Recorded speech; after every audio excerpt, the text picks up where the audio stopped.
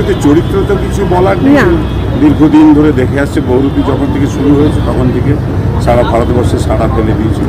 তা তখন আমি বহুরূপীতে ছিলাম না, পরে আমি শুনেছি। তখন আমরা তো ছোট একেবারে, অনেক গল্প নানা রকম সে তো পড়ে যাবে চাকরি, পুরনোদের মুখে শোনা কথা আমার সব।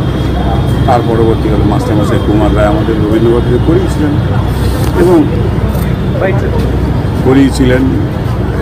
করেছিলাম তাতে রবীন্দ্র সদন এই ওই করেছিলাম। তারপরে আবার এই নাট্যাভিনয় পাঠও করেছিলাম ব্রততীদের ওই ওখানে। এবার এখন চৈতির সঙ্গে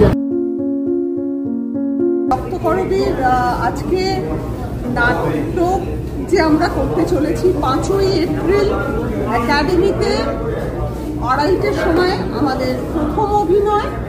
সেই অভিনয়ে অ্যানাউন্স করার জন্যে আজকে সবাইকে একত্রিত করে সেটা বলার জন্যে আমি আজকে এটাকে বলা যেতে পারে প্রেস কনফারেন্স নয়, এটা একটা আড্ডা আমার গণমাধ্যমের বন্ধুদের সঙ্গে এবং রক্তকরবীর সূচনায়, কাজের সূচনায় আবুল বাসার এবং প্রচেত গুপ্ত এবং আমাদের দেবজ্যোতি মিশ্র যিনি আমার সঙ্গীতটাও করছেন এর জন্যে, আমার রক্তকরবীর জন্যে আমরা এই নাট্যটা নিয়ে আলোচনা করেছিলাম এবং ওনারা বারবার আমাকে বলে গেছেন যে প্রেস কনফারেন্সে এইরকম আলোচনা হয় না।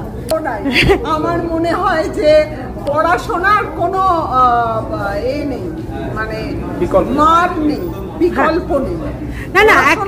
না করার অনেক সমস্যা, করার কোনো বিকল্প নেই। চৈতিদি, তুমি তো ছোট থেকে রক্তকরবী করো, মানে তৃপ্তি মিত্র সময় থেকে রক্তকরবী করো, তো এইটা নতুন করে উদ্যোগটা কেন? নতুন করে এই উদ্যোগটা প্রায় বলা যেতে পারে উদ্যোগটা নেওয়া হলো, তার কারণ হচ্ছে আমি রক্তকরবীটা করতে চাইছিলাম। এবারে আমি যদি রক্তকরবী করতে চাই তাহলে আমি তো আমার মতো করে করব। আমি এতদিন আমার যে চলা, আমার যে বোঝা, আমার যে পড়াশোনা, আমার যে সমাজটা বোঝা, এগুলো সব কারণ। তো আমি আমার রক্তকরবীটা করতে চেয়েছি যেখানে আমি পরিচালনা করব। আমি অনেক শিখেছি তৃপ্তি মিত্রর কাছ থেকে ছেলেবেলায়, গৌতম হালদারের কাছ থেকেও অনেকটা শিখেছি, ওনার নাটক করেছি, কিন্তু